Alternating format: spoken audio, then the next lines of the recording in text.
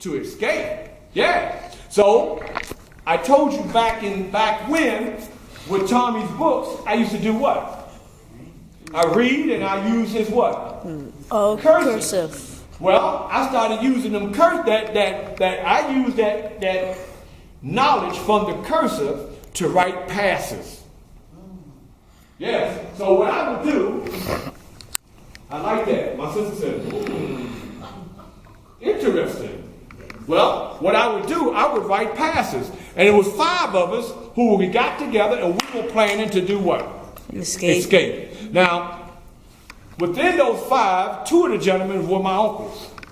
And the other 3 were just regular slaves. I wrote passes out that stated, so-and-so is allowed to go to the store. So-and-so is allowed to go and gather up feed. I wrote up five passes that said 5 different things. And my pass, I wrote up, Frederick is allowed to travel as far as he wants to. That's what I wrote up. Well, we were planning to escape on a Saturday morning. Rest, get up early Saturday morning, and disappear. Well, you always got a couple that are anxious. Well, 2 of those slaves, they left before time. They escaped. How far did they get? Not too far, and guess what they had in their pockets? They had those passes in their pockets. Well, while me and another slave, we were in the kitchen, cleaning, washing dishes, and Master Freeman's wife was in there cooking biscuits. And I have you know, now let me ask you something. Do biscuits smell good when they home cooked? Mm-hmm. And wanting that fire on them, and they start to turn the color, and you could just smell them going up your nostrils? Well, that's the same thing that Mr. Freeman was doing with those biscuits. Well, when she pulled them out that oven and she put them up on the table, they were piping hot, but they were sure smelling good. About this time, I just happened to look out the window. When I looked out the window, I saw 2 horses coming. What 2 horses I saw coming? Yeah, and I looked. The horses, of course, the white masters was on top. But wait a minute. What really took me aback was the horses had 6 legs. How many horses? How many legs do a horse have? 4. 4 in reality, but these had 6 legs. Wait a minute. 4 of those legs belong to the horse, and the other 2 belong to who? Them slaves that were tied up coming in that they got caught. Yeah. So when I saw that, I said, oh, slap. So what I did, I took my pass out my pocket. And I took one of those biscuits. I opened that biscuit up. I didn't use no jelly. I didn't use anything but that pass. And I put it between that biscuit. And I ate that biscuit. And I ate that pass. And I tell you what, that pass was good. Now, the other slave that was right there, he turned around after he saw me eat the pass. He turned around and he said, Frederick, what should I do with my pass? I said, you need to eat it. He said, eat it? I'm not going to eat that. I said, well, look who's coming. He looked out the window and he saw, and now, those masters, they were not walking like this. They were walking with vengeance. They were out to get somebody. Well, when they came up and he looked, he took that pass. And guess what he did with that pass? He didn't just put it like I did mine. See, I had time to get comfortable with mine. He took his and he just threw it in his mouth. Now, I have you know, when you chew, it takes time to chew. He did not chew. All I heard was bloop. When he just swallowed it down his throat. Now, y'all got to stop laughing. I'm trying to tell a serious story here. But anyway, he gulped it down his throat. Now, when the slave masters came in the door, they charged right at me. And they said, Frederick, we know you wrote those passes. I said, Master, I not wrote anything. I not know what you're talking about. I can't read. We know about you, Frederick. Now, I will tell you what. See, this was back in 1838 when this happened. Guess what they didn't have back then? An X-ray machine. So they couldn't take me and X-ray my body to see that pass that was floating around in my skin and on my inside. Well, they took me and the slave that was there with me and those other 2 slaves. Guess where they took us at? They took us to jail. Now, you would think, because I was in jail, you would think I would have been upset. You would have think I was miserable. You would think that I was crying. Well, I tell you what, when they took me to jail, that was the happiest place I ever been. Why was I so happy in jail? You're free. 3 meals, no beating. 3 meals, no beatings, and what else? You weren't under constant surveillance? No, I had a cot. What else? They had a shower. So I could bathe. But outside that jail, I could hear those white people out there screaming, Frederick, we want you! Frederick, we want you! You're going to be my slave and I'm going to kill you! Well, everybody say Master Huard. Remember that name? Mm-hmm. Master Huard. Everybody say Master Huard. It's a Huard. I still love that man. You know why I love him? Because he came and he got me from jail. All those other slaves, guess where they went? They went to even harsher plantations where they got whipped and beat. But Master Huard came and got me. Now what he did, he took me back to the plantation. When I got back to the plantation, everybody say Miss Sophia. Miss Sophia. Now I told you, when she was teaching me how to read, and Master rolled in there and told her to stop teaching me, she started treating me like a slave. Well, guess what she did this time? She hugged me. Frederick, welcome home. She don't know how glad I was to be home this time around. Well, Master Huard, because I love him so much, he started teaching me a trade. He taught me how to be a ship cocker. Now, a ship cocker, basically their job is to put the hay in between the slits of the boats that allow the boats to do what? Float on water. To float on water as it moves. Well, not only did he teach me how to be a ship cocker, but he allowed me to go out and get a job. And not only get a job, but he allowed me to make my own wages. All right now. That's right. Well, sir, you saying all right now, but when I tell you the next thing, you're going to say, oh, shoot now. Because what happened from here, even though he allowed me to go out and get my own job and make my own wage, I was making $6 a week. You know what I had to do with them $6? Give it to him. I had to go home and give it to Master. Well, Master, I love him because he started feeling guilty. And by him feeling guilty, you know what he did? You know what he did with that $6? Give it back. No, he didn't. I wish he did. He gave me 1/10 of that $6, which totaled out to be what? 6 cents. That's right. And you know why he gave me 6 cents? Because he started feeling guilty. That's right. Well, as time went on and time passed, quite naturally, while I'm out here getting jobs, I got another job. And this job, guess what it started paying me? $10 a week. Wow. Yeah, I was rich. And guess what I had to do with that $10? Give it to Master. Well, guess what? I gave Master $6. Guess what I did with those $4? I kept those $4, and then on top of that, Master started feeling guilty, so he gave me a raise. Guess how much of a raise he gave me? 3. No, from 6 cents to how much? 10. No, from 6 cents to how much? No, ooh, I wish. 25 cents. And that's right, I became the richest slave out there working at 25 cents. But that $4 that I wouldn't give to him because I deducted my 4 from that 6, that would have made 10, I kept those $4. And you know what I did with those $4? I went and hid those $4. That's right, I hid those $4 while he gave me that 25 cents. And when I got enough money to round it up and save, and fortunately, in the midst of that, guess who I met? I met my future wife. I met my future wife, Anna. Anna was a free black slave. That's right. And she lived out and about. Matter of fact, allow me to show you my wife. Y'all want to see my wife? Yes. Oh. This is my wife, Anna. And believe it or not, like I said, she was a free black woman. And what she did, she also gave up some of her precious merchandise to help me escape. She introduced me to a free slave who also had a fake sailor uniform. And they told me, you put this uniform on, and this slave, this free slave, he gave me a pass. Now wait a minute, I want you to feel this. He gave me a pass to get on the train. The train took us from Baltimore to New York, where it would take us 24 hours to get from Baltimore to New York. Well, when I got on that train with my Navy suit on, and with this fake pass, and as a matter of fact, the free slave, he told me, he said, look, when you use this pass, This is how you hold it. You make sure nothing's showing but the what? The eagle. The conductor must see nothing but the eagle. If he see more than the eagle, you're going back to slavery.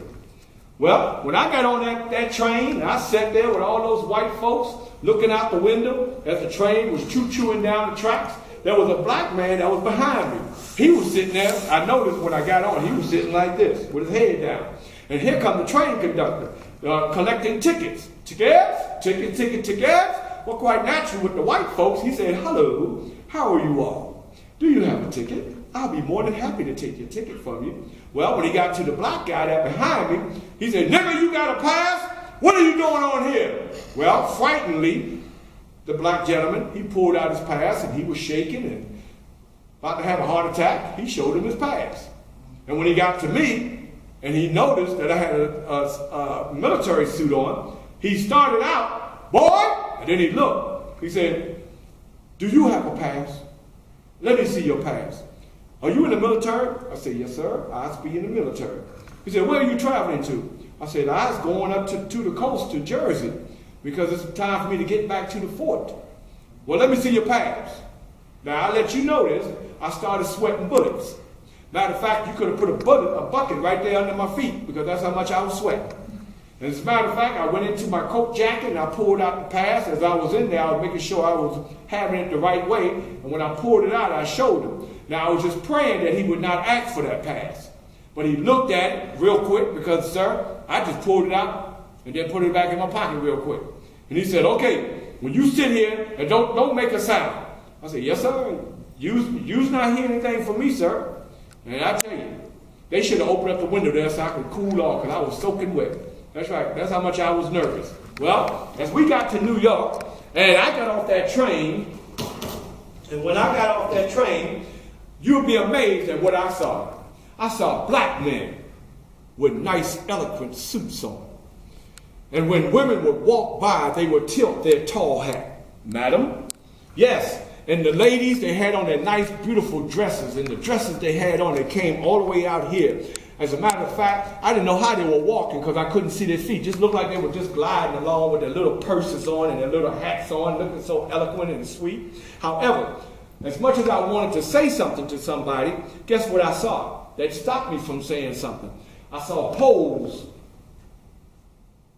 And on those poles, it stated with posters, warning. Warning. Frederick. Runaway slaves. $500. Warning, runaway slave, $1,000. Warning, runaway slave, $50. So I didn't trust anyone, so I kept my mouth what? Shut. And I weaved and bobbed as much as I could until I bumped into this black gentleman by the name of Mr. Ruffles. Now, Mr. Ruffles was a black lawyer, a very successful black lawyer, but I didn't know it at the time. I was nervous and I was scared, but he told me, he said, it's okay, I'm not going to turn you in. He said, come on, go with me. So I went on with him, and I went to his home, and he allowed me to, he fed me, allowed me to stay overnight. Now, when I came down, guess who was sitting in the living room? The next morning when I came down, guess who was sitting in the living room? Who? That's right. He had sent for my wife.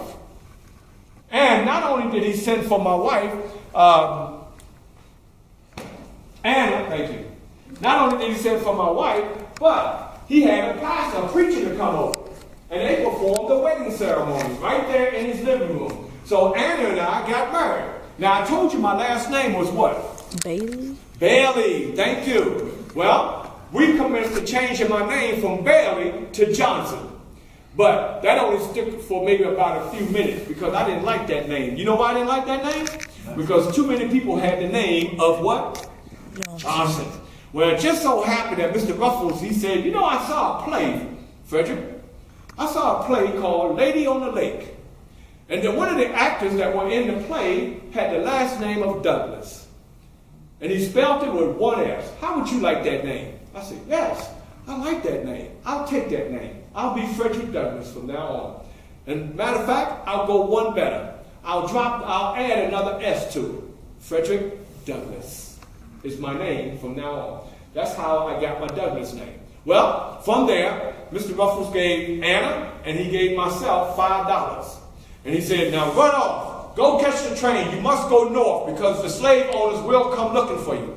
Well, we got on the train and we went north and we landed in Massachusetts, New Bedford it was. And as we landed in New Bedford, I tell you, I've never seen such eloquent homes, carriages that black folks own and everything. And we landed in one as well. And I got a job. Matter of fact, I had 4 jobs. But one of my main job was a ship carpenter. And believe me, I was working alongside with white workers.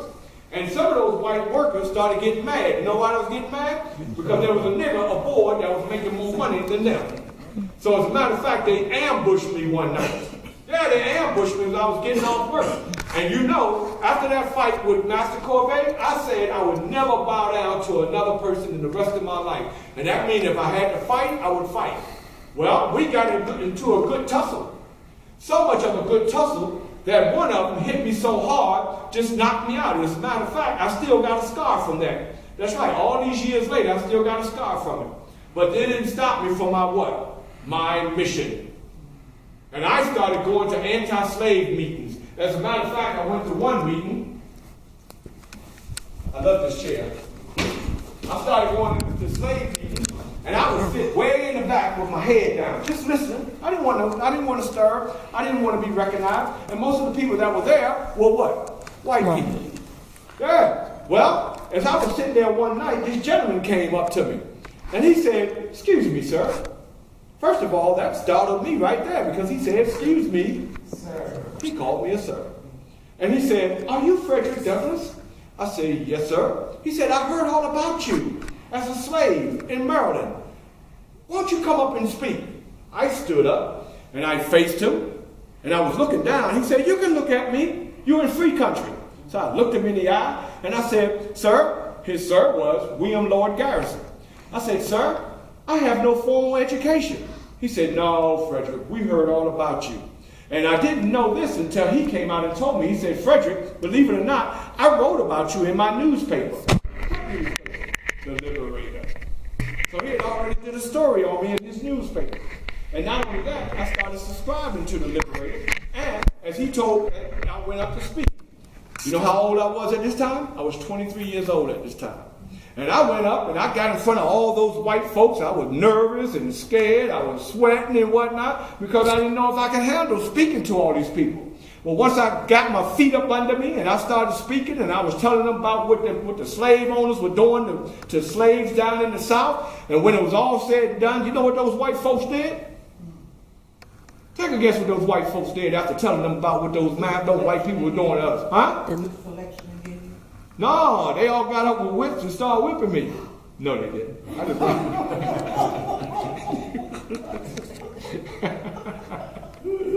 As a matter of fact, they all stood up and they started clapping. They gave me a standing ovation.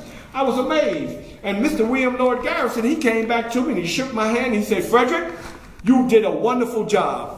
And because you did such a great job, I'd like to do 2 things with you." And I said, "Sir?" He said, "Yes, I'd like to hire you as one of my speakers. And not only that, I'd like for you to go on a 6-month speaking tour with us talking about the slavery that's going on down in the South. As a matter of fact, we're going to make you an abolitionist." And I said, "What is an abolitionist?" And they began to break it down and tell me what an abolitionist was, one who fights against slavery or imprisonment. And I said, okay. So we went on a 6-month tour. And in 1845, I wrote my first book. My first book was The Narrative and Life of Frederick Douglass. And not only that, Anna and I was Saturday morning. What went on in the house on Saturday morning? Breakfast. And what were we having for breakfast? Pancake. Eggs and bacon and what else? Flapjack. No, flapjacks. Can't leave those out. Well, by this time, we had 4 kids. These are my 4 children here. That's Rosetta. That's Lewis, that's Charles, and of course, Frederick Douglass Jr. Our 5th child, little Anna, she was in the oven at this time. So anyway, we were having breakfast, and as we was having breakfast, William Lord Garrison came busting in the door, and he said, Frederick, you must leave, my man." I said, "Leave?" He said, "Yes, because in your book, you told all about your masters and you named names. You must get out the country or they're going to come after you." I said, said, I can't go. I got to speak tomorrow. He said, no, you'll be dead tomorrow if you don't leave. And Anna, I said, I can't leave my family. And Anna, she said, Frederick, you must leave. Don't worry, we'll be here. So I got on the ship and I went on to Ireland. When I got to Ireland, they were having what was called the Irish Potato Capri. They was having an Irish Potato Fest when I got there. And I tell you, I met some wonderful white folks over there. And as a matter of fact, I stayed over there for a total of 2 years.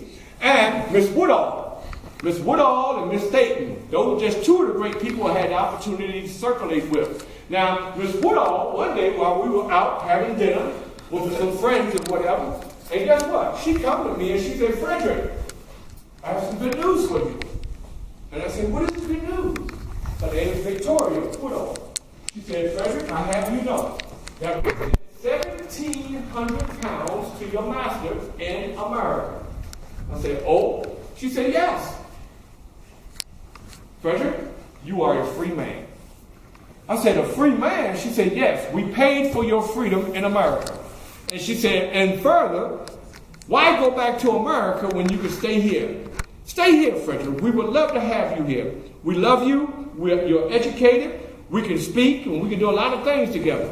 Well, I turned to him, and I said, well, thank you very much, first of all, for buying my freedom. I really appreciate that. You really don't know how much I appreciate that.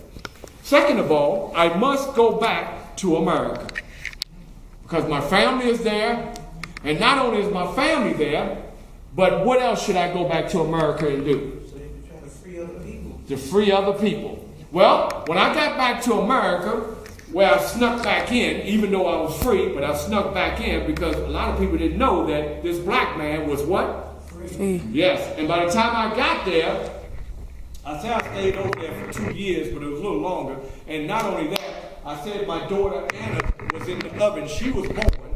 However, when I got back, Anna had died. Little Annie had died. She was 10 years old, and she had a disease that was not curable at the time. So quite naturally, I was torn apart because little Anna was my what? Daughter. She was my heart.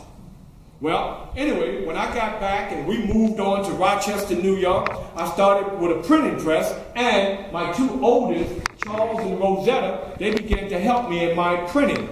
And we came out with several newsprints, the Frederick Douglass Weekly and a few others. And not only that, William Lord Garrison and myself, we started parting. We started parting ways. And we started parting ways because of the 15th Amendment that talked about the Constitution. We had two different views on the Constitution. So my view is that I believe the President of the United States was on point and telling the truth, whereas William Lord Garrison had another view about the situation. So that began to split us. And not only after we split, guess who came to the middle and became my friend? You ever heard of a guy named John Brown? Yes. Well, John Brown and I, we became friends. As a matter of fact, there were several times that John Brown would stay at my house. I told John, I said, John, you can stay for free. John said, no, I can't stay here for free, Frederick. I must pay my way. So, just for friendly measures, I said, okay. So what he did, he gave me $1 a month because he stayed maybe 30 days. And we talked about certain things. And one of the things that we talked about was John Brown wanted to go to Harper's Ferry. And what he wanted to do in Harper's Ferry, he wanted to go and get back at all the slave owners for what they had done to the slaves. And he begged me. He said, Frederick, you must come. You must come. And I said, John, that is not my fight. I commend you on that, but that is not my fight. I have you know that eventually John Brown, he went, and it was a good battle. And John Brown killed up a lot of those slave owners with his troops, and all his troops that he had with him, guess what color they were? They were black. Well, they wound up catching John. And when they caught John, they hung John. And when they hung John, guess who they came looking for? They came looking for me because they thought I had a hand in what John had did. Well, quite naturally, knowing that they were coming looking for me, I got on a ship and I got out of there. And this time I went to England. And I stayed over in England and I spoke at all the concert halls. I spoke at churches, and they were paying me at least $1, what was it? I think it was $50 a speech. So I took my money and I saved my money. And I stayed over there for another 2 years. And